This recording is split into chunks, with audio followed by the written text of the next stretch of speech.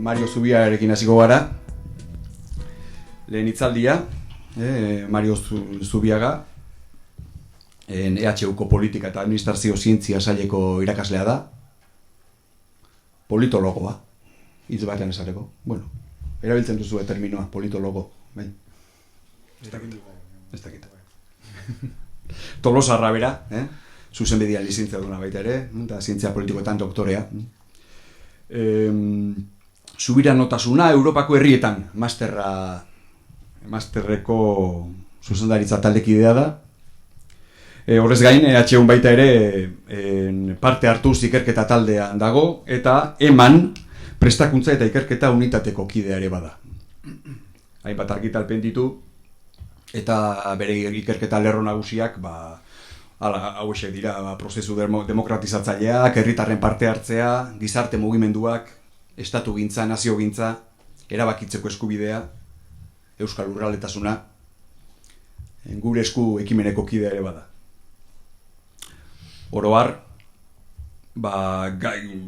gai horiek landuko ditu gaurkoan, demokraziaren norakotasuna, demokrazian sakondu beharra, eta pandemia garai hauetan, auzi horien inguruan, zer dagoen esateko, zer dagoen egiteko, zure da hitza, Mario.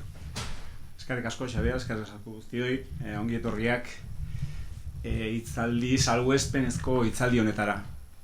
Eman izan ditut salbuespenezko hitzaldi batzuk, bizitzan zehar, baina segurunik hau izan daiteke, eta izango da, ziurrenik oraingoz, inoiz eman dudan salbuespenezko hitzaldi bizarroena, Josua Gabilondok esango zukeen bezala, ezta? Bueno, eskertzen dizut, besteak beste, prebenda hau edo privilegia hau eukizana, zeneko lurrinduta ikusten dugu mundua, eta betaurroko dunok, maskarilakin oaindek ere, pixkat ilunako ez daki, baina lurrunduagoa ikusten dugu mundua, eta orduan pixkat gardentasun hau momentu batzutan eskertzen da, ezta? Salbuespenezko hitzaldia esan dut, baina kontrara, nire tesia hain zuzen ere ez da izango salbuespenezko egoeraren deskribapena, baizik eta latinez esaten zan bezala nil novum sub sole, edo ia ezer ez dago berririk eguzkipean. Baina ia ez dago ezer berririk eguzkipean, eta ia hortan, emango dut ordu erdi luze, eta abixatzea dizut, Xabier, zimitarra hartu zazu, lehengoan loreari esan nion, eta moztu behar dan momentuan, eta momentutik, nahiko nuke ere pixkat solasa ere eukitzea denon artean gai honen inguruan. Ia. Eta ia betikoa da, baina ez da betikoa erabat, edo betikotasun hortan, edo salbuespen bezala definitu daiteken egunerokotasun honetan, badaude elementu batzuk ere berriak, eta hoien inguruan pixkat arituko naiz. Betikoa esaten du, zegoen hor ikusten duzue Bruegel Zaharraren margolan ezaguna, heriotzaren garaipena, eta betikoa da, 1348koa, 1918koa, 2008koa, betiko gaiak dira, eta hauxe da hemen guztiok olako bilkura bitxi honetara ekarri gaituen errudun nanometrikoa. SARS-CoV-2 deitu duten virusa. Gorriska txiki horiek dira virusak. Hori da gure laguna. Hemen ere egongo da, lasai asko, segurunik hemen ere egongo da, presente. Zuetariko baten batek izango du, edo airean egongo da, itxasoko ur litro batek milioika eta milioika virus ditu, gehienak ez dira kaltegarriak, eta kaltegarriak izateko gainera densidade minimo bat behar du virusak kutsagarri izateko. Hortaz, lasaia derrotatik hemen dago, baina hartu dezagun oraingoz lagun bezala. Eta lorearen testa ere, pentsa dezagun, ez dela positibo izango, eta negatibo emango diola loreari gaur batzu egin zioten testak.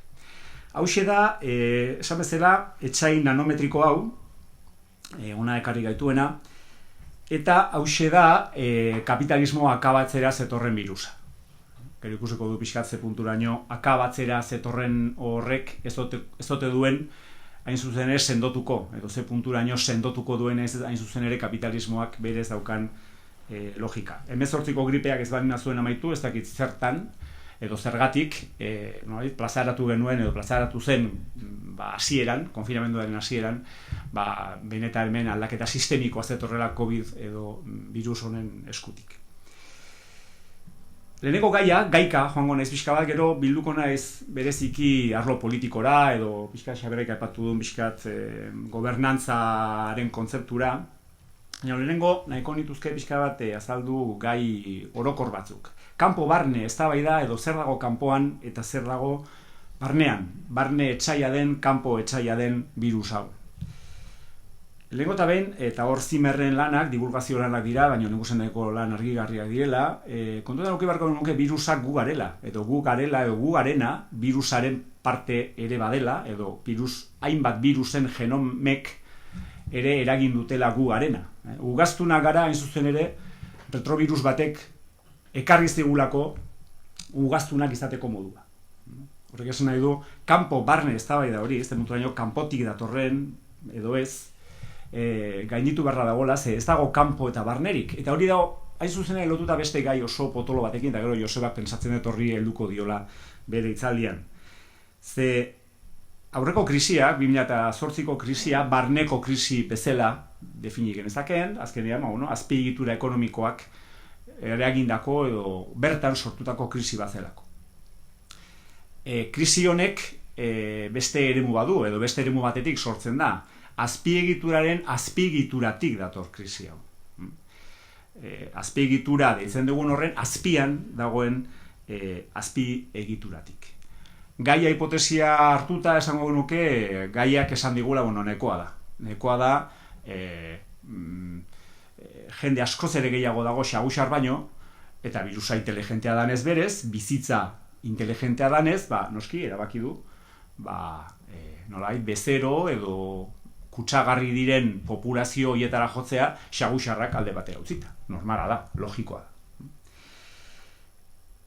Gaia hipotesi hortan sartu gabe, ze horrek eramango gintuzken pixkat panorama apokaliptiko xamarra, ze argi dago hemen munduan edo gaian sobran dagoena zer den, ez gara hortan sartuko, apokalipsimo eta horretan. Baina gai honek eztabaida interesgarria ekarri digu, eta izuzen ere da Débora Danovskik eta Eduardo Viveros de Castrok Hay un mundo por venir lanean jasotzen dutela. Konfinamenduan egon garenean, aukera izan dugu pentsatzeko mundua gu gabe eta gu mundurik gabe. Nola da edo nola iraun dezake munduak gu gabe, eta ikusi dugu nola txoriak entzuten hasi gara, edo nola hurbildu dira orkatzak eta basurdeak hirietara, nola lehen zaintzen ziren parkeetan eta belarrak nola zabaldu diren, edo hasi diren. Gu gabeko mundua hortxe dago, eta gu gabe ere existituko da eta jarraituko du. Eta gu egon geanean etxean, egon gara mundurik gabe. Gu bakarrik mundurik gabe. Mundua kendu egin digute. Gu mundurik gabe, mundua gu gabe, nik uste hori badala gai bat, nolabait virus honek ekarri diguna eta pentsatzekoa da. Krisiaren ezaugarritzea. Nola ezaugarrituko genuke krisi hau? Lehenengo gaia, ustekabea, gainditu egin gaitu. Gure osasun zerbitzua gainditu egin ditu krisi honek, gure ekonomia, gu, ustekabekoa izan delako. Izan alda. Josebak, ez dakit, bere grabatuko duen bideo horretan, edo egingo duen bideo horretan, segurunik honi helduko dio, ze oso kontzeptoren oso zalea da, eta oso ondo landu aspalditanik, gertakizun gertaera akontezimenduarena, ezta? Ez dakizte punturaino akontezimendu hori izan den, edo aldez aurretik ja bagenekien hau etorriko zanik, eta ordan akontezimendu batek izan beharko lukeen izaera berezko sorpresibo hori galdu egin den. Gainditu egin gaitu virusak, eta onartu barra daukat nire gaindituta nagoela, ez zuzen ere kapitalismo akabatzera zetorren virus honek lehenengo eragin bezala izan da produktibidadearen aragotzea, eta produktibidadea gaur egun datuak dira. Eta datuak, hain zuzen ere dira, krisi honen inguruko ikerketa zientifikoak eta lanak pentsalarien aldetik idatzitakoak. ez dago modurik irakurtzeko, are gutxiago aipatzeko, gai honen inguruan 6 hilabetetan produzitu den guztia. Ni autore batzuk ekarri ditut, eta, bueno, hemen ere Euskal Herrian egin dugu lan hori, noski ez da bakarrik kanpoko ekarpena, baina, bueno, Giorgio Agamben, Joseba Bera, Daniel Sarri Ugarte, Roberto Esposito, Daniel Zinerarity, Ben Said, Michel Foucault, Hannah Arendt, Erik Saden, Mark Fisher, noski Zizek, Yun Chul Han, Josia Zurmendik ere badokazeo zer esateko horren inguruan. Ni ere gaindituta nago, ez da bakarrik sistema sanitarioa edo osasun zerbitzua, ez da? Ze produktibidade, ze produkzio egondan. Baina bitxiena ez da haue guztiek krisia eta gero idatzi dutena, baizik eta haue guztiek hori idatzita zeukatela. Hori jada idatzita zegoen. Gu teoria politikoan, irakasle hori ematen ari nez azken urteotan, teoria politikoan autore guztiak barra eta Josebak eta Bizkat gai hauetan ibiltzen geanak, horiek ezaguna genituen eta ezaguna genituen haien azterketak bizitzen ari garen gai hori buruz. Aspaldi kontatu ziguten hau. Baina ez bakarrik pensalari ospetsu hauek. Bill Gatesek edo zineak, masa kulturak, maika mila film apokaliptiko onda horren inguruan, pandemia, virus, Matrix, Melanie, zombien guztiak, George Romero handiaren jarraipena. Azken finean hori guztiek ze ekartzen digute? Ekartzen digutena da mundu ikuskera bat gero praktikan betetzen ari dena. Mundu ikuskera hori jada badugu. Eta mundu ikuskera hori da kutsadura, izurritea, besteari izua, itxitura, harresia handiak, munduko gerra zeta, edo txikiak, gure etxeetako harresiak, panikoaren gela. Gure etxeak panikoaren gelak bilakatu dira. Panikoaren gelak zenbait filmetan ikusi izan ditugu, ezta? Etxeetan dagoen gela bat, han sartuta horrek babesten zaitu, lapurra sartzen badin badira, edo beti daukazu etxearen barruan ere beste gela bat, oraindik etxea baino ziurragoa dana. Etxeak panikoaren gelak bilakatu dira, eta kasu batzuetan gainera konfinamendua etxean pasagar izan dutenek familia bertan egonda, ezagutze ditut, lagun batzuk, Katalunian, kutsatu eta gelan egon direnak beraien gelan atera gabe. Panikoaren gelan. Ez dakit panikoa barruan zegoen edo kanpoan, baina panikoa desde luego presente. Hortaz, ikusita balin bazegoen zein da agentziaren lekua. Eta hori izango izateke beste gai bat.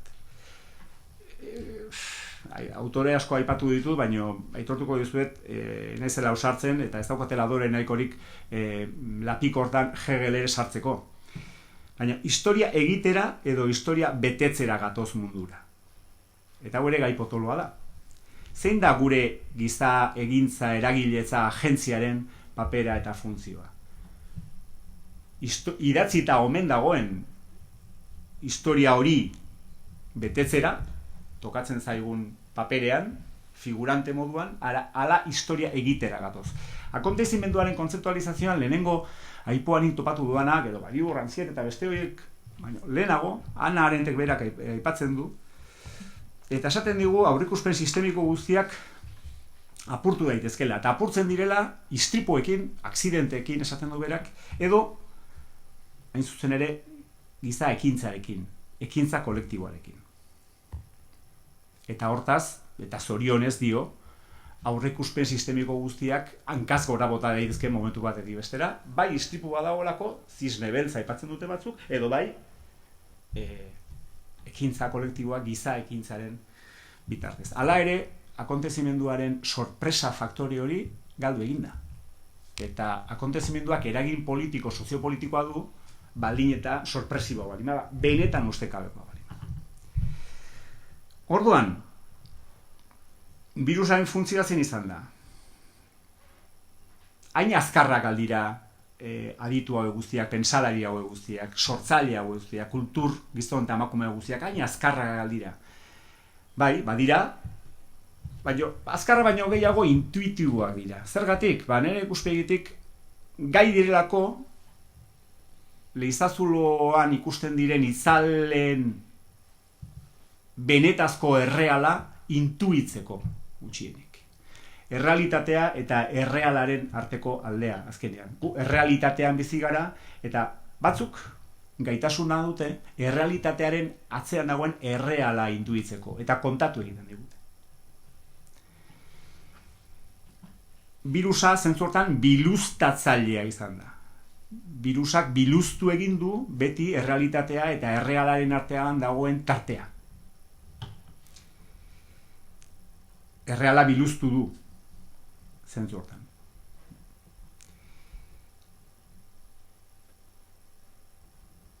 Erreala hortaz lehendi badima zegoen, birusaren eragina besterik gabe izan da erreal hori erakustea. Horregatik esaten nuen, ez da hola gauza berri askorik.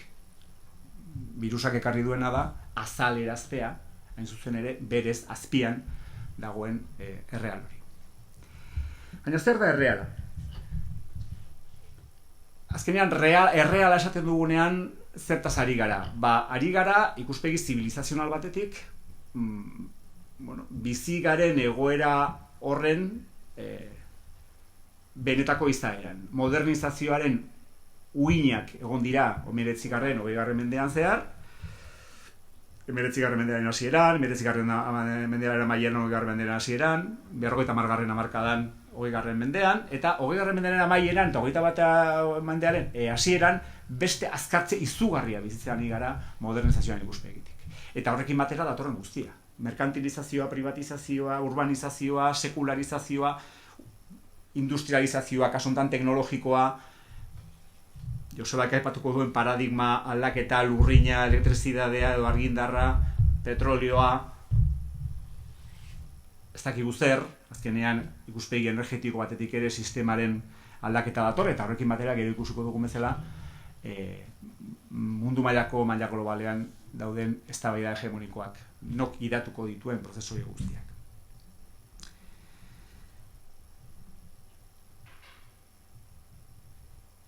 Hortaz, ez da iragana, hortan gaude, hor gaude murgilduta, eta gaurkoan argi dago gaurkoak erakusten digula ez dela iragana eta krisi honek jarraipena izango duela, ez dalako virus bat gora bera, baizik eta sakoneko errealak daukan krisi badelako.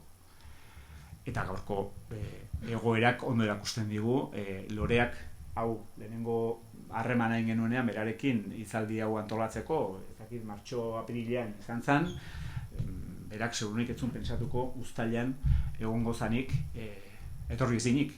Ez zuzen ere, froga baten hartziotelako ia positibo ematen zuena da ez. Horrek erakusten du zein dan oraindik ere presente daukagun egoera. Hau zan pixkat sarrera. Zaiaztu ze minutajea dala man, baina zan pixkat kontzeptu batzuen pixka bat kokapena nire egin pixkat modu orokor eta abstraktoago batean. Politikara ekarriz gaia edo krisiaren dimensio politikori azpimarratuz. Gaurko gaiak, politikaren jomuga, bizitza ona, politikaren nolakotasuna, gobernantzaren eskalak eta moduak, eta zer egin erantzun ideologikoak. Hoi izango da pixkat hemendik aurrera landu nahi dudan gai bilduma.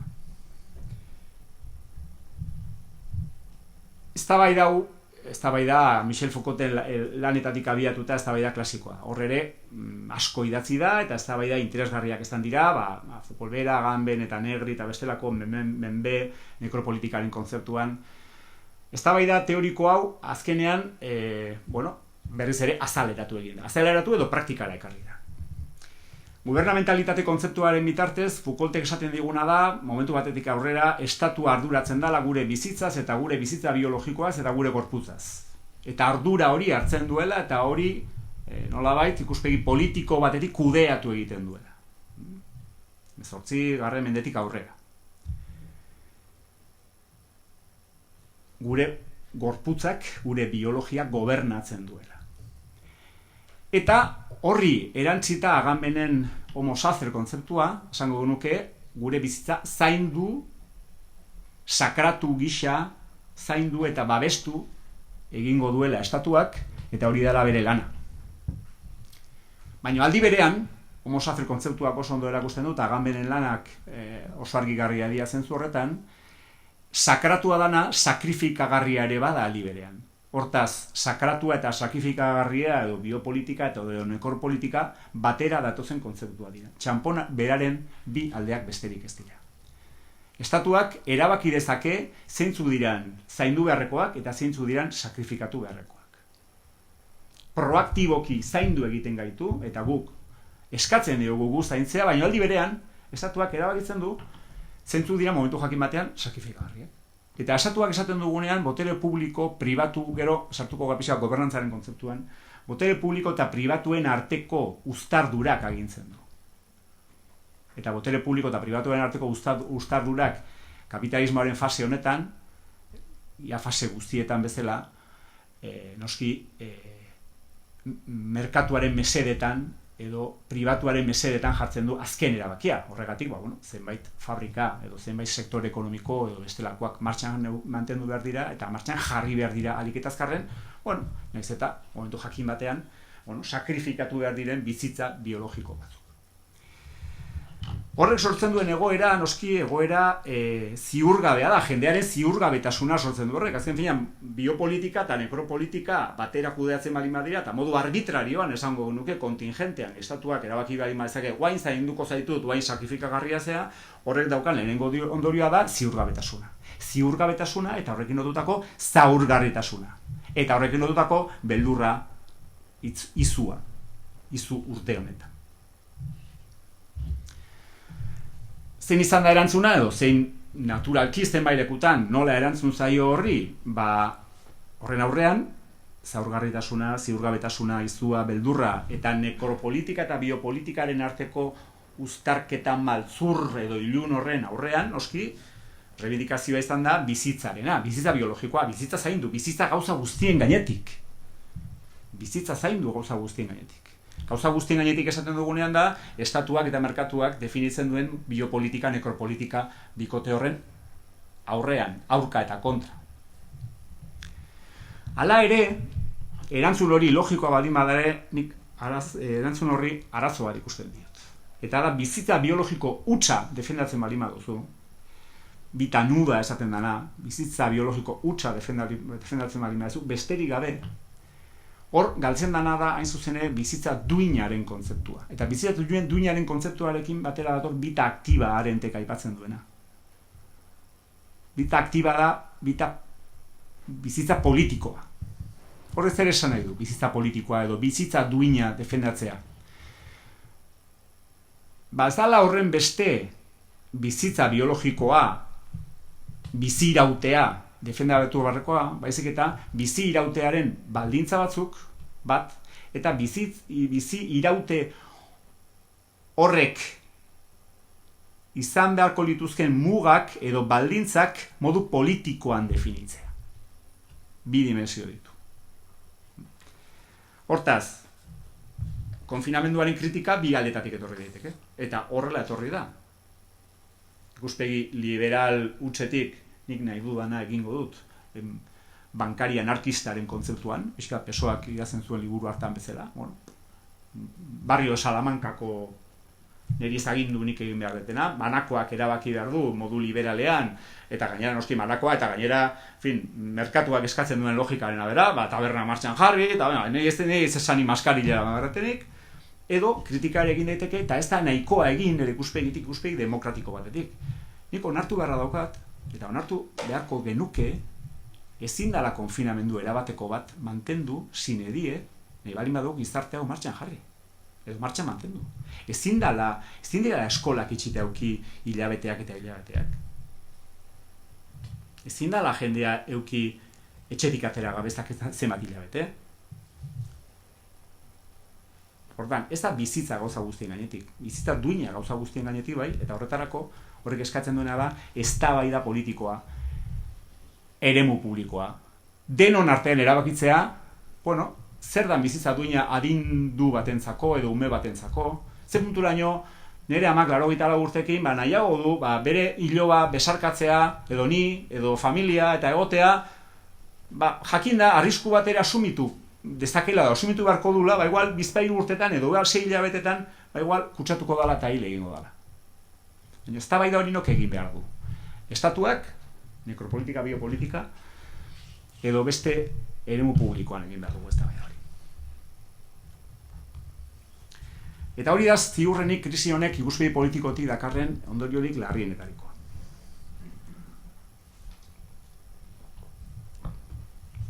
Hain zuzen ere, eremu publikoaren ukazioa, eremu publikoaren galtzea, hain zuzen ere, ondorioz, politikaren ukazioa eta politikaren erabateko galera.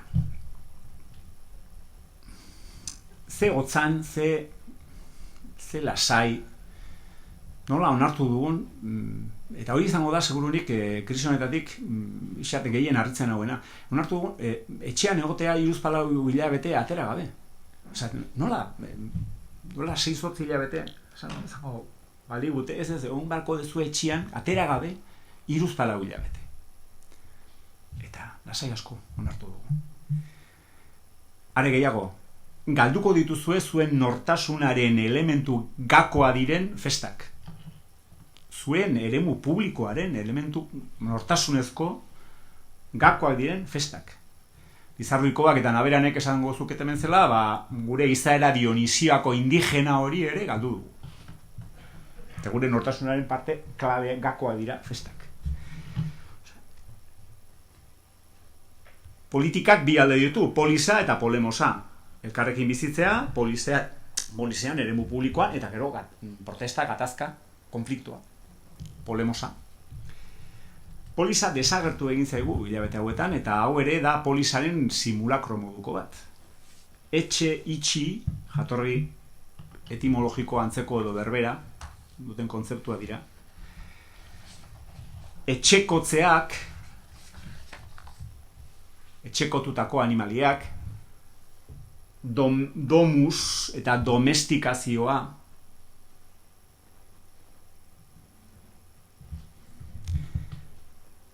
eremu publikoaren galera horren arrazoiak edo hain hotzan onartzearen arrazoiak asko dira. Hor batzuk aipatu ditut. Beldur bikoitza esango nuke birusari beldurra eta isunari beldurra. Biak izan dira argi eta garbi, presente egon direnak. Alde batetik zegoen, noski, kalean polizia, baina bestetik birusaren eragin ez jakina. Zegoen gainera esaterik, jakiterik, nun zegoen, nun ez, ze ondorio, larriak ziren, ez hain larriak. Erantzukizun kolektiboa, noski hori ere faktore bat izan da. Nik ez dut nahi nire burua kutsatzea, baina ez dut inor kutsatzerik nahi. Gero egon da, dimensio ja pixka freudiana sartuta, heriotz pulsioa denok daukaguna.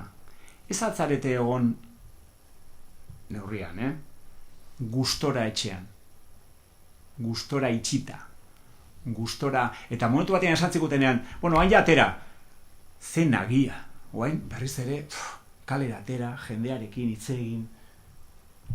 Badago ere pulsio bat, askotan eramaten gaituena, kontrakziora, itxiturara, ezta? Morrontza voluntarioaren inguruan, azkeneko jakinek aipatzen du zer sarrion handiak, morrontza voluntarioa ere bada beste klasiko bat, ze punturaino obedientziarako sena dugun, gure batean, ez dakit genea, baina sena bai. Eta gero jarrera estoiko hori, ez da, estoizismoa, ez da, hilarri, galasa hartu dezagun, etxean egon gara badima, egongo gara etxean, guazen egokitzea, hau da bizitza horrelakoa da, ez dugu etengabe derrigorrez enfrentatu behar errealitatea. Eta bigarrena polemosaren desagertzea. Norena da kalea, fraga pozik egongo zan. Norena da fraga, ezakit hemen jende gazte asko dago, eta fraga igual ez du inok ezagutuko, baina fraga Franco ministroa zanak, eta gero Alderdi Popularren fundatzaile eta presidente, momentu jakin batean, 76. urtean esan duen, kalea nerea da. La calle es mía, esaten zuen. La calle era suya. Argi dago, kasu honetan, kalea, baina kalea esaten dugunean zan, eroskin zinpeko guardiatik Espainiako ejertzitora, autoritate bezala definitzen dituen guztiak egon direla beraien paradisuan. Aginduak eta aginduak eta aginduak eta bronkak eta bronkak eta aginduak ematen eta botatzen. Horrek noski polemosaren elementuan badauka eragina. Polemosa politikaren beste dimensioa bigarrena, politika, protesta, ekintza kolektiboa, mobilizazioa. zeintzuk izan dira gure mobilizazio eremuak? Balkoian egin genduen aberri eguna eta sareak. Mobilizazioaren dimensio hori aztertzen bani badugu, daukagu mobilizazio diskursiboa, sareetan etengabe ari dana, mobilizazio arautua, hauxe mobilizazio arautu bada, metro terdi, maskarillak, ikusi ditugu zenbait manifestazio, zenbait konzentrazio, denak txintxo. Eta gero, mobilizazio arautu gabea danez, arautu gabeak ez du inongo aldaketarik izan. Inongo. Batzuk izan ditu, baina, arautu gabea danez, harri batzu bate barra bali madea, botako ditugu. Ez ditugu harriak desinfektatuko aldez aurretik, ez dauka inongo zentzurik. Mobilizazioaren eta protestaren dimensio horrek ere aldaketak izan ditu, eta ez dakigu ze aldaketa izango dituen etorkizunean. Hemen nator nire teknofobia, teknofiliarekin, batzuk ezagutzen duzue pixkatzen dan horren inguruko jarrera. Urrezko gaiola digitala. Eremu publikoa, kaleak, endu digutenez, kalearen simulakro edo mundu paraleloa, nolabait esan da, kale paraleloa sareak izan dira. Urrezko gaiola digitala aipatzen du, ze hor ambivalentea edo trivalentea esango nuke izan da sareen eragina. Diziplina, errendimendua eta harremanak. Argi dago, iraultza teknologikoak behar zuen bultzada eman diola krisi honek. Zoom, Jitsi, Collaborate, Moodle, itota gaude tresneria horrekin guztiarekin. Eta telelanak, noski, produktibaren azkundea, datua merkantzia gisa, aipatzen genuen hor, Erik Saden, Mark Fisher, edo, dela gutxi, Gradomerako Lamatian ura Aristimuñok ere lantzen zuen gai hau, ze punturaino, azkenean, kapitalismoaren muinean dagoen merkantzia, eta gaur egun merkantzia datua da, ugaldu egin den, eta azkenean esatezu, lehen baino gehiago funtzionatzen ari da kapitalismoa. Kapitalismoa ez da bakarrik kotxeak egitea, kapitalismoa momentu da kapitalismo kognitiboa. Eta zentzu hortan, kognizio aldetik izugarrizko produzioa izan dugu. Mundu paraleloa da, eta paraleloa den neurrian virtuala ere bada, neurri batean virtuala ze zentzutan, kaleak berdintzen gaituen bezala, eta eskolak, eta espazio sozial fisikoek berdintzen gaituen bezala, espazio virtualek desberdindu egiten gaitu. Lehengo klase arrakalak, zein ez daukan lan finkoa zeineke, zeinek daukan zeineke, zeinek egin dezaken telelana zeinekez, emakumearen posizioa zein dan etxe barruan, etxetik kanpo, domestikatzeak zer suposatzen duen.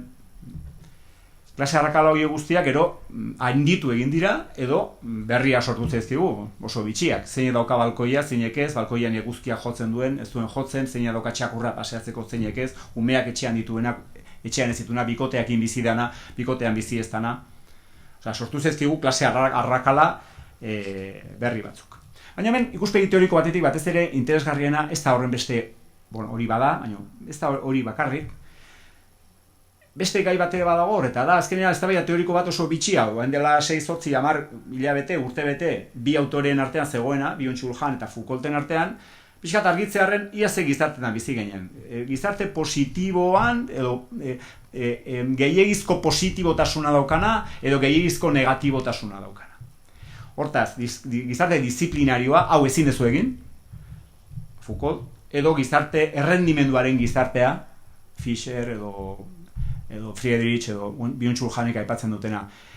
Zuk egin ahal duzu, eta egin ahal duzunez egin behar duzu. Eta zuk zure burua, jopu gisa, sartu behar duzu, ahal duzun hori ahalik eta gehien esplotatzen, akitzen, ustiatzen. Yes, we can, eta orduan, al balima duzu, egin behar duzu, baina zure buruarengan sortzen duzun persioa. Byung-Chul Hanek esaten du, jadik gizarte disiplinarioa desagertu egin dela, eta ja, errendimenduaren gizartean gaudela. Autoesplotazio, tresneria hauekin guztiekin, sortzen ari garen autoesplotazioan. Krisi honek ekarri duena da, bien arteko kombinaziorik gaizto eta txarrena, ze biak izan ditugu batera. Gizarte disiplinarioa eta errendimenduaren gizartea.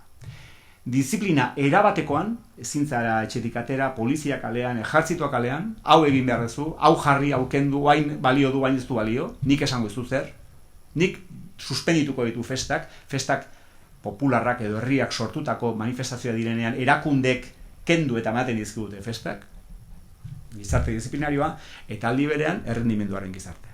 Ze errendimendua ez da eten, eta errendimendua nik egia da ezagutzen dudala batez ere gure eremua, hezkuntza eremua, eta hezkuntza eremuan gainera dagoen autoesplotazioa bikoitza da.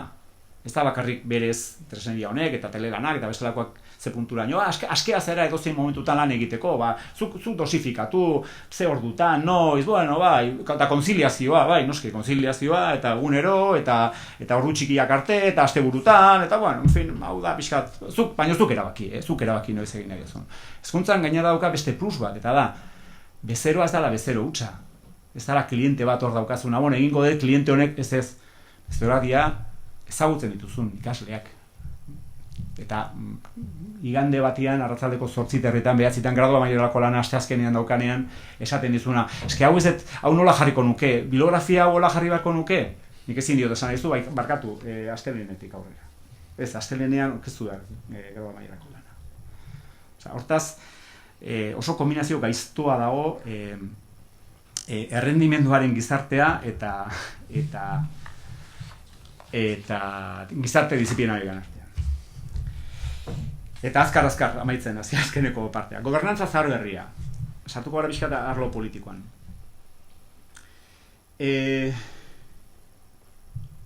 Gobernantza kontzeptuaren inguruan sortzen nahi da, pixkat eztabaida politaz, eta azkenean praktikan ikusten ari gara zer dan kontzeptuen borroka hegemonikoa. Duela 6-8 urte, gobernantza aipatzeak suposatzen zuen, bueno, sistematik eragindako kontzeptualizazio bat, badaki guztaren gobernantza, nek ez da gazterik ikusirik aldaketarekin, progresismo ez. Eta, bueno, kontzeptu horren inguruan sortzen ari da, ja, borroka hegemoniko bat. Eta hor, gobernantza aipatzen duenean Euskal Herrian norbaitek, ja, ze gobernantza zari gara? Zin da? Urkulluk aipatzen duen gobernantza kolaboratiboa mai baten bueltan bakarri bere alderdiko erakundetakoak biltzen dituena? Ala bestelako gobernantza demokratiko, lurralde gobernantza demokratiko bat. Hortaz, kontzeptu horrekin sortzen ari dan eztabaida politikoan ez zuzen horrek erakusten duze punturen kontzeptuen joku hegemoniko horrek garrantzia duen. Zer ekarri du virusak? Eskalaren eztabaida. Virusak ez du mugarik. Noski, ez du la mugarik. Bai, noski. Think global, act local. Act local ez, act national. Nazio estatuek, eredu westfaliar klasikoan, horiek izan dira, hartu dutenak, azkenean erabakitzeko gaitasuna. Mundu mailan argi dago, imperioaren gainbera, lengoaren gainbera datorrela, eta berria hortxe dagoela ja bere kandidatura aurkezteko prest, edo zain, edo ja aurkeztuta, eta ez da egon kudeaketa eraginkorrik krisi honena. Europa mailan, esango nuke, are gutxiago eta are larriago. Azalera ditu krisiak beti bezala eta beti ere lehendik zeuden eztabaida berdinak. Iparraldeko liga hanseatiko kalvinista eta hegoaldeko xahutzaile katolikoak. Eta oraindik ere gaur bertan bilera daukatela, diru horiek nola banatuko dituzten eta hortxe dago eztabaida.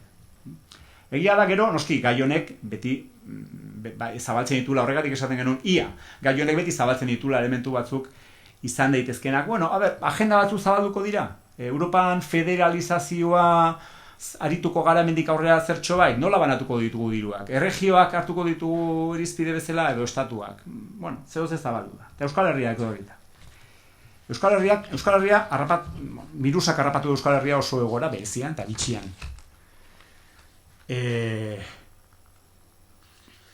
Elkargoan, lidergo ia esango nuke soberanista bat. Nafarroan, oain lehen ministro berria Frantziakoak ja esan du separatismoaren kontrako lege bat egingo duela. Argi dago, kezkatuta dagoela, separatismoaren kontrako lege bat, ez dakiz lege mota izango da, baina, bueno, ja esan du. Ikusi du, hasi direla pixka bat regioak asaldatzen eta beraien soberania errendikatzen. Nafarroan aldaketa sistemiko historiko bat, oraindik ere egonkortzearren eta autonomia erkidegoan hauteskunden zen gobernurik gabe. Ze erakutsi digu, virusak ikuspegi politiko batetik, autogobernuaren mugak, erregio zatikatua gara, eta hortaz, zirte edo zarte egiteko posizionamendu hortan, virusak agian hori ekarriko dugu, pentsa dezagun, zirte edo zarte egiteko behar hori, edo erregio zatikatuaren eta mugatuaren bidean jarraitzen dugu, pixkat egokituz dagoen egoerara, edo heltzen diogu gai honi benetan serio eta autogobernu blindatu fundamentuzko bat eskuratzen dugu epe laburrean. Gobernantza kolaboratiboaren gabeziak, lehen aipatu dut. Gobernantza kolaboratiboaren gabeziak diazen finean, 40 urtetan indarrean egondan gobernantza eredu baten krisia erabatekoa. Ja, sartuta genean krisi horretan, baina virusak areagotu egin du krisi hori. Oso agerian utzi du, biluztatzailea izan da virusa. Zaldibarren ere ikusi genuen, zentzan gobernantza kolaboratibo mota baten krisia. Horregatik ez da ezer berririk gertatu, baina honek oraindik gehiago azalaratu du, nolakoa izan da orain arteko gestioa 40 urte hauetan, eta oraindik ere eragile batzuk ez dutela liseritu eta irentzi, eta haren amaierak ze aldaketa suposatu duen herri honetan. Eta oso modu gordinean esan da, pastela banatu behar dela. Eta pastela banatzea, serio banatzea dela. Gobernantza hortan ezin direla erakunde publikoak eta lobby pribatuak beraien artean ezin dutela bakarrik kudeatu berria. Eta hori dago lotuta azkeneko gaiarekin, eta da publiko-pribatu komuna berrorekatzean. Rebendikatu dugu noski, botere publikoa, publikotasuna. Botere publikoen lana, ardura, erantzukizuna. Baina, kontutan izan gabe batzutan, botere publikoaren rebendikazioa, botere publikoa interes pribatutara begira balin badago, azkenean ez da la botere publikoaren rebendikazio bat. Eta hor ja hasita zegoen bestelako dimensio bat gobernantza publiko-pribatu komunarena, batez ere herrietatik datorrena, udal mailetatik datorrena, hori txertatu behar dezula sistema politikoan. Hori ez da anekdota bat jada. Eta krisi honek erakusten du gainera, kudeak eta hori udal mailan, toki mailan asko zero beto egiten dela, ze oso ondo ezagutzen du udalak bere herria, eta badaki nola kudeatu olako egoera bat. Amaitzaldera, bai, 0 minutu. Bi irudi, azkeneko bi irudiak. Salbuespenaren kudeak eta demokratikoa. Hori, bai, esatea erresa da, baina salbuespenaren kudeak eta demokratikoa ez da inoiz erresa. Eta askotan ere, gaur goizean entorren irratian entzuten Murga sailburua, eta batzutan pena eta guzti ematen dizu. Benetan, pena, baina ez bera dalako, edozein agintari politiko kolako egoera bat kudeatu behar duenean, ez jakintasunean, jakinda zenbat interesa duen kuruzatuta, honi kaso bete baino, beste honi kalte ingo diot, eta kontrol demokratikoa gaina tartean dagoela, benetan zoramena da. Erakunde publikoetako ardura honek pena ematen diate eta berdin ze aldertikoak diren, berdin zai. Ze badaki ze zaila dan, holako gai bat kudeatzea. Erromatarren garaian gainera hori oso ondo bazekiten nola kudeatu behar ziren olako gaiak. Salbuespen egoeran, diktadura bat ezartzen zen, senatuak bere eztabaida antzu xamarrak uzten zituen, deliberazioak eta horiek alde batera utzen ziren, ezan agoraren gaia, miliziaren gaia garaia zen, eta ordu diktator bati uzten zitzaion errepublikako botere guztia. Eta gero noski, Erroman, azkenekoak enduta, azkenekoak iazun itzuli, botere hori, gero boterea itzultzen zen senatura. Gurean, tamalez, ez dago jada diktadura komisariorik. Esango genuke diktadura soberanoa dugula, Carl Smithen kategorietan. Diktadura soberanoaren egoeran gaude, eta ez da bakarrik aipatu behar estatu mailan deep state edo estatu sakona aipatzen dugunean esaten ari garen hori. Hor, azpian, ze punturaino, egoera bakoitzera egokitzen den zuzenbidezko estatua, horrek ere akusten du diktadura soberano batean bizi garela. Zuzenbidezko estatua eta legea ari da egokitzen etengabe jerarkia normatibo guztia pikutara botata, momentuan konpondu behar den egoerara. Eta hori diktadura soberanoa da. Momentu, azken astean, hauteskunde batzorde zentrala apurtu egin du sistema juridiko guztia hauteskundei dagokienean. Lege organiko aldatu gabe, kontrol jurisdikzionali gabe, Junta Elektoral Zentralak erabaki du nola bozkatu behar da, zein bozkatu dezakeen, ze baldintzetan. Junta Elektoral Zentrala, edo hauteskunde batzorde zentrala, ez da organo jurisdikzional bat. Ez da organo jurisdikzional bat. Epaia daude, noski, auzitegi goreneko epaia daude, baina gero daude oso fidagarriak ez diren zientzia politikako katedраdunak. Eta ezagutzen du pixka panorama. Eta horiek lege organikoa, jerarkia normatibo guztia pikutera botata, erabaki dute zein dan demokrazia baten gailurrean dagoen fenomeno baten kudeaketa. Hori diktadura soberano bada. Larrialdietan zaitasuna daude eredu Habermasiar ideal horri bide emateko. Mai inguruaren eredua zaila da kudeatzea krisi egoera batean. Krisian momentuko kudeaketan zaila da. Jakin da, mai inguru hori modu batea edo estera gondala, ze batzu biltzu dira mai inguru horretan batzuekin erabakiak hartzeko. Ez ditugu ezagutzen. Baina nik badakita ziur nago, Jaurlaritzak zenbait erabaki hartu dituenean, mai inguru hortan bildu dituela erakunde publikoak eta alderdiak ez diren eragile batzuk. Eta horiek ez dira gardenak, ez da bilera horiek. Gero izan dugu beste, eta hori da, mai inguru oligarkikoa. Hor, berrian argitaratu nuen artikuluan aipatzen nuen, gero zegoela beste mai inguru oligarkikoa, ze bazeola beste mai inguru bat, denak bilduta, nola bakoitza bere iritzia ematen, eta hau eta beste egin behar da, bestea, zakizet, milioika koñatu, sarean bilduta Twitterren, kudeatzen krisia, ezta? Influencerrez bildutako, nola baiteko mai ingurua. Inongo eraginik ez daukana. Baina hola ere zaila, arrisku biologikoa kudeatzea zaila. Aidozein arrisku, baina biologikoa bereziki zaila. Zenbait elementu daude hor joko. Eta azkenean, horako gobernantzan ez da horren beste zer erabaki, edo zer erabakitzen dugun, ze ez jakintasunean ez dago esaterik zein dan erabaki zuzena eta zein desegokia. Duela 4 hilabete Murga Andreak esaten zuen honek ez zula balio, eta baten batek balin bazera eman kutsatua ingo zanaren seinale, eta gaur han egon da telebistan hau jarrita. Ez jakintasunaren gainean ezin da eztabaidatu zer erabakitzen denari buruz, baina bai nola erabakitzen den eta zeren mesedetan. Jakin daolako goretan beti dagoela balioen arteko talka bat. Eta balio guztiak hartu behar direla kontutan. Eta azkenekoa. Pixka bat, azkenekoa. Eta azkenekoa da betiko galdera, zer egin? Zer egin olako egoera batean, edo zer egin daiteken, edo zentzu dira hor dauden eztabaidak. Sistemaren ikuspegitik egingo dana nik uste argi dagoela. Argi dago koronavirus honek ez du akabatuko kapitalismoa, eta kapitalismoak izaera lanpedusiarra du, eta errealitatea aldatuko du goitik bera erreala aldatu gabe, edo ez aldatzeko. Lehen esan dugu errealitatea eta erreala. Erreala aldatu ez dadin, errealitatea aldatzeko presago goitik bera. Estatuak intervenitu behar duela, intervenituko du. Diru laguntzak eredu keynesiar edo noikin emango ditu. Nazionalizatu behar dela zehoze, nazionalizatuko du. Baina logika azpikoa ez du aldatuko. Horrek esan edu, modernizazioaren uin horretan oindik ere gaudela. Eta eztabaida globalak, eta Txina, eta besteak. Hori ez da, hori badoa. Horren aurrean zeintzu dira somatu daitezkeen erantzunak. Simon Krisilik eskema planteatzen du pixkat egoera zibilizazionala hau krisi aurretiko lanak dira hau guztiak.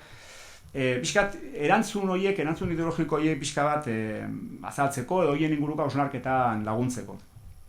Berak berizten ditu 2 erantzun. Gero pixkat nik egokitu ditu beste kontzeptu batzuk. Bat, nihilismo pasiboa, nihilismo aktiboa eta baikortasun aktiboa.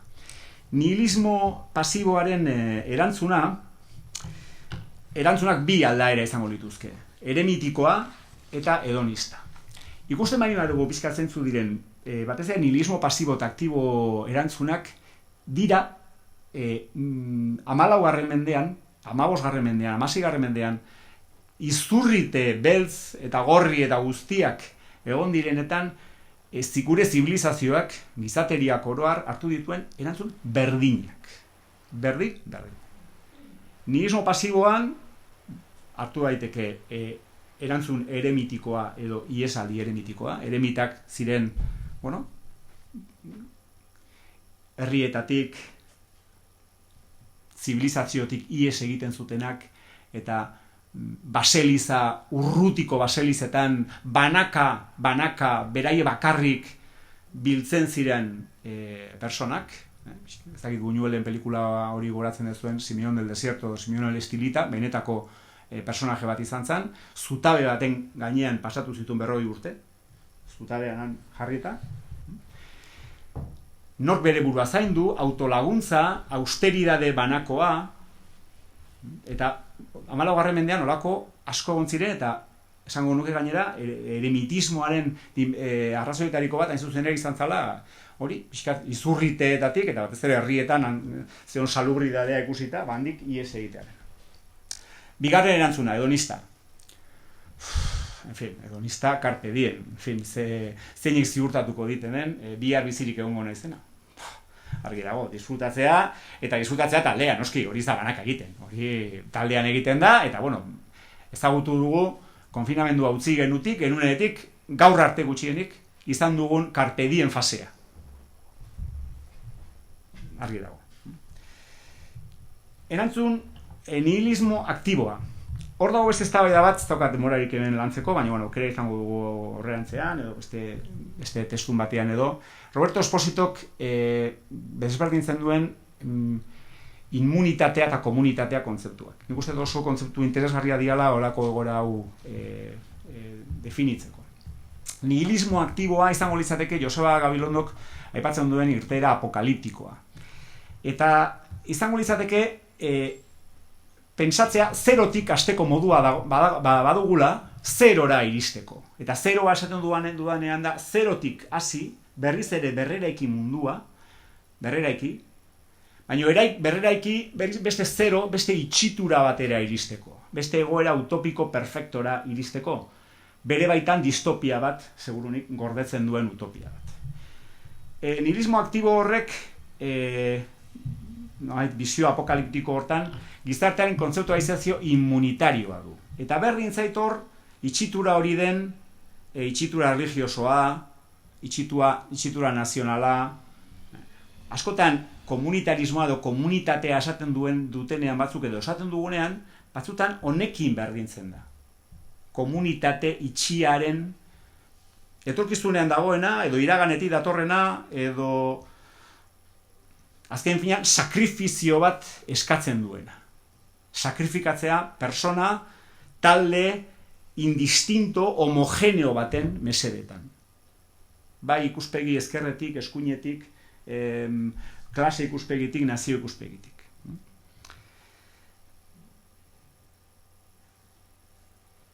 Eta hirugarren irteera izango litzateke baikortasun aktiboarena. Baikortasun aktiboa zer da? Zein da baikortasun aktiboaren markoa? Baikortasun aktiboa da, lehen aipatu duan Hannah Arendten eta traolaren elkarrekin, esan duzu, elkarrekin ekinaren traola laburbiltzen den baikortasun aktiboa. Azken finean da, ilustrazioaren amets edo amets gaizto bilakatu daiteke, baina amets ere baden, edo utopia horren jarraipen moduko bat, komunitatea beste modu batean ulertuta. Eta ez komunitatea nihilismo aktiboak ulertzen duen moduan, itxitura utopiko distopiko bezala, baizik eta artekotasunean eta tartekotasunean osatzen den komunitatea. Espositok esaten dugu komunitatea hain zuzen ere sortzen dela artekotasunean, eta artekotasun horrek suposatzen du tarteak daudela, ez garela gauza bera, baina desberdinak garen arteko artekotasunak sortu dezakela komunitatearen kontzeptu hori. Nik uste Euskal Herrian bereziki hildo honetatik, hildo filosofiko honetatik badaukagula aukera garapen oso sendoa egiteko. Eta lehen aipatzen nuen praktikan publiko-pribatu komunaren arteko gobernantza ereduak zenbait herrietan garatzen ari direnak, nik uste horren adibide argiena dira. Zaintza tartekatua hortan ere nolabait laburbiltzen dena. Azken finean, aldagai kontraesakor guzti hauen artean nolabait gauzatu daiteke edo gauzatuko da krisi honen ostekoa. Eta amaitzeko, azkeneko jakin ale potolo hori jaso nuen joan den astean, eta Azurmendinen hitzak hartuta esango nuke gure mitoetan, ez dakit auzolanean, edo ez, hor badago eztabaida ere auzolanaren mitoaren inguruan, oinarrituako utopia apal bat, eta distopiaren mamua bere baitan ezkutatzen ez duen utopia apal eta txiki bat, nola baita esan da. Jakin da, beti itxasargiak izango direla utopiak, eta lotzen da pixkat iazko utopiaren kontzeptualizazioarekin. Itxasargiak direla, eta itxasargietara ezin zarela gehiegi hurbildu. Ze itxasargiak beti leku arriskutsuetan jartzen dira, eta marinelak badaki, gira dala itxasargia, baina txarra dala gehiegi hurbiltzea. Ze itxasargiak beti haitzetan eta arroketan jartzen dira, eta horiek dira leku arriskutsuenak. Eta besterik gabe, mila esker, eta barkatu luzapenagatik.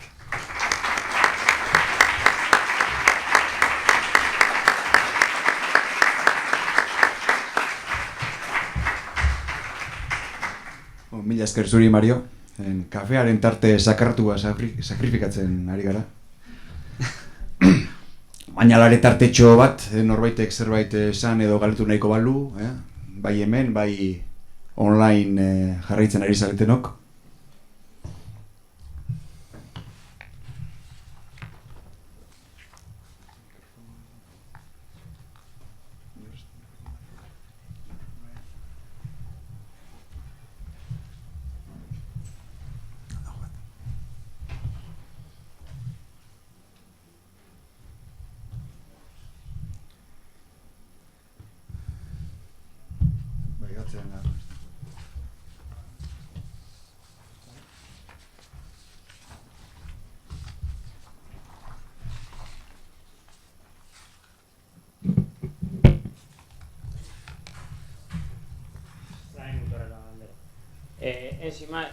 Aipatu duzu badaudela bi kritika nagusi, bai, hori da. Bi kritika nagusi daudela, egon direla, garai arraro honetan, batasen jarrera bat ultraliberala edo, norbanakoarena, eta nik egiten dut da edoana, inork ez dituzeraten. Eta gero zegoen beste posizio autoritarioagoa, esaten duzena, erabili dutena, akitu zen kasa, zaude disiplina apurtzen, eta bar.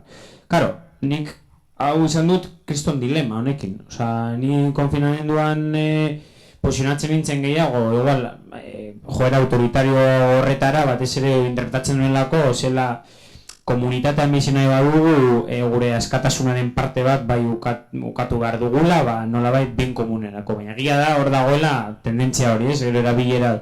Orduan, bai, bi kritika egin daitezke, baina galdera zen, bintzat, bakite imposible dela, baina zein da nolabait jokabide egokiena, edo ez dakite pizka koherenteagoa izango dena nahi dugun gizarte horrekin, esken nik benetan dauka kriston dilema horrekin, da?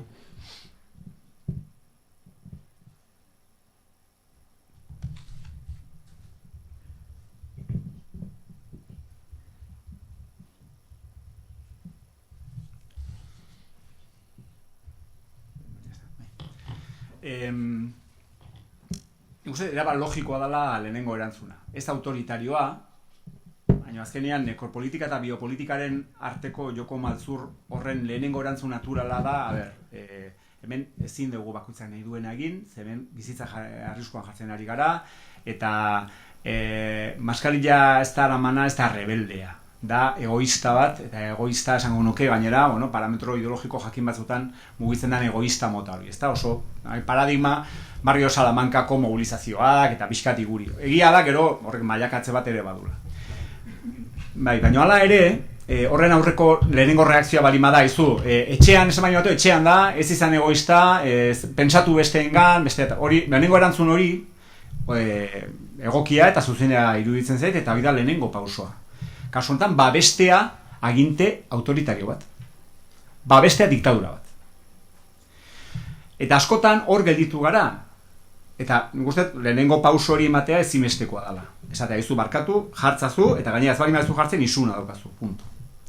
Baina bestea, eta bestean ikustet, bestean gabezia izugarria izan dugula, horrek ere badula beste pintza bat, bestera ikusten mari marazu, egia da pintza beti esaten erdian gelditzen da, erdian gelditzen dana da aginte autoritarioa. Aginte autoritarioari kontrol demokratiko izugarria jarri bartzaio gainean. Horrez ere esan nahi du. Erabaki hori, orain bai, orain ez, hau eraman, hau ez, orain maskarilla, orain eskolak zabaldu, orain ez, orain parkeak, umentzako parkeak zabaldu, orain ez, orain adinekoak atera daitezke, orain ez. Ze fabrikak dira martxan jarriko direnak. Smurfit martxan egonda papera produzitzen etengabe. Zergatik, teorian elikadurarako papera zalako produzitzen zana. Hango langile batekin hitz egin da, esan zian, bai, produzitzen dugu elikadurarako papera txakurrentzako eta katoentzako janaria. Janarien bolsak. Eta igual hori lehentasunezko gai bada, igual ez esaten ez. Igual bada. Ze ez da bakarrik ze produzitzen duen, ze jendek egiten du lan bertan, ze etekina dituen enpresa horrek. Nik falta motatzen duena dana, horren inguruko erabaki demokratikoak eta horren inguruko espazio politiko bat sendoa egotea erabaki horiek hartzeko. Eta ni ibili naiz ere konfinamenduan zehar Twitterren oilo garkia horretan, oilo oilar zahar bezala, txiki erakundeak xaxatzen eta bestia eta kritikatzen. Hain zuzen ere, falta mota dudalako zenbait gaietan erabakiak izatea gobernantza publiko pribatu komunaren eremuan eta markoan. Eta esan, eskolak zabaldu behar dira, eskolaren funtzioa zen da. Umeak matxakatzea 6 orduz, umeak 6 zazpi zortzi, 10 urteko umeak matxakatzea 7 orduz ordenagailu baten aurrean edukiak ikasten, edo sozializazio tresna da gauza guztien gainetik. Adin horretan. Nik ikusten nire alaba, 12-13 urtekin, eta hau izan da, tortura sistematiko bat izan da. Hain garrantzitsua zen, 3 hilabete horietan, eduki batzuk, kompetentzia batzuk galtzea irabaztea. Igual ez. Baina horren inguruko eztabaida bat eginda gobernantza eremu demokratiko batean? Ez. Adibidez, gai hortan esango nuke, hezkuntza eragileak. Jantoki eta bestelakoen kudeaketa dauden enpresak. Gehi, erakundeak noski, guazen mai batean miltzea eta esatea, adin honetan zein da asumitu dezakegun arriskua. Nola kudeatuko dugu arrisku hori. Lehentasuna emango diogu balore honi edo beste honi. Hori hola kudeatu behar da holako gora bat. Eta hola ezak kudeatu. Eta orduan, gelditu gara nolabait lehenengo pausuan. Liberalismoaren kontrako diktadura majo batean esango nuke. Eta majo, baina diktadura funtzional batean gelditu gara. Eta bigarrenean nik utxune izugarria ikusi dut. Zemailekutan eginda, Zemailekutan maila lokalean, da beste, erabaki nagusiak Moncloak hartzen dituenean, eta hor kokatzen dugu eztabaida beste plan hortan, hemen erabaki, herritarrok erabaki, hemen eta herritarrok, bi lelo horiek dira hemen klabeak, udal batek zer egin dezake, erabaki nagusiak Moncloak hartzen baino ditu, eta gero, detailez, bezperan Urkulluri, hau erabaki dute, jakin dezazu zu pixka 6 ordu lehenago, ezin dezu ez ere esan zen nik erabaki dute, baina jakin zazu. Hortan gelditu da gure autogobernu demokratikoa. Utsunea bereziki hor egon da. Eta horrek eramaten gaitu eztabaida oso potolo eta zail batera, eta da, ez dago bizitza gauza guztien gainetik. Ez. Bizitza biologikoa, bizirautea, ez dago gauza guztien gainetik. Gauza guztien gainetik dago bizitza duina. Eta duintasun horren definizioa komunitateak egin behar du. Denon artean, partekatuta, erabaki behar dugu zer den bizitza duina. Eta gelditu gara askotan lehenengoan. Bizitza gauza guztien gainetik, bizkat autodefensa, bezala, libera hauen hora doaz. Bakoitza berak nahi, batzuk egon dira presionatzen gizarte zibiletik Trumpen eredura, eramateko egoera. Ikusi dugu esatu batuetan zein panorama. Boris Johnsone hortara izan eta gero atzera egin zuen. Horregatik, hor, bigarren jauzi hori. Hori da pixkandik falta mota duana, eta ia ikasten dugun hurrengorako ez dagoenerako. Barkatuko didazu ez, hitza eskatuta badago jendea, online ere bai, denbora joaten ari zaigu. Kafearen orduan sartu gara, lehen aipatu dizuet, denbora kudeatzeko arazo dauzkagula, badakit lagunak ez ditu dala egingo. Egunaren amaieran, eztabaida foro bat izango dugu, hor Josebaren itzalian ez dago, tartea zabalago izango da, hor berrartu ditzakegu akaso, orain egin nahi genituenak, Barkatu. Bueno, hori, mila esker Mario hori berriro.